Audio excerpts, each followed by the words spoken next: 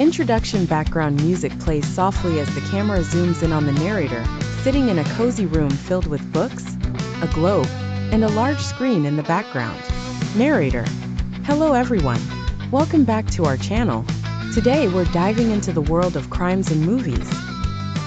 Have you ever watched the movie Catch Me If You Can? It's an exciting story about a young man who tricks people and travels the world. But did you know this movie is based on a real-life story? Yes, it is. So sit tight and get ready to hear the unbelievable but true story of Frank Abagnale Jr., the man who inspired the movie. Let's go. The beginning of Frank's tricks background changes to an animated map of the United States, showing New York. Narrator. Frank Abagnale Jr. was born in New York in 1948. He was just like any other kid, but as he grew older, he became super smart and super sneaky. Frank's parents divorced when he was a teenager, and this made him really sad. He decided to leave home and start a new life. But guess what? Frank had no money, so he started thinking of clever ways to get what he wanted. The fake pilot cut to an animated plane taking off with cheerful music. Narrator. Frank's first big trick was pretending to be a pilot. Can you imagine a teenager walking into an airport and saying, "Hey, I'm a pilot?" That's what Frank did. He made a fake ID and wore a pilot's uniform. People believed him because he looked so confident.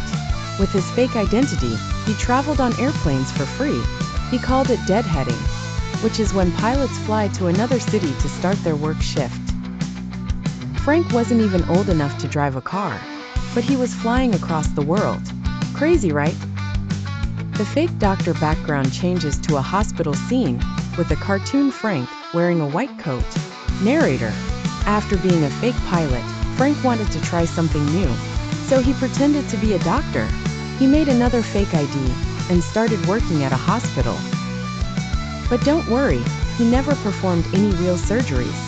Frank was smart enough to stay out of trouble in the hospital, but he still managed to fool everyone.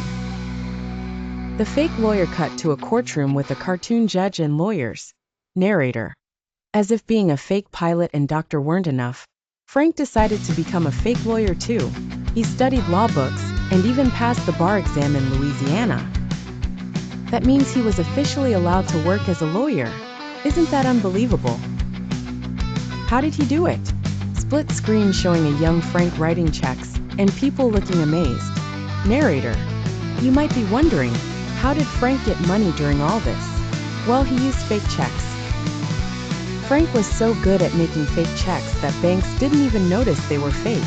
He'd cash the checks and use the money to live a fancy life. Imagine being able to create money with just a pen and paper. But remember kids, this is illegal and wrong. The FBI chase background changes to a police car chasing a cartoon Frank. Narrator. Frank's tricks worked for a long time, but not forever. The FBI, which is like the police for super important cases, started looking for him. An agent named Carl Hanratty was in charge of catching Frank. Carl was very smart, but Frank was always one step ahead. It was like a game of hide and seek, but much more serious.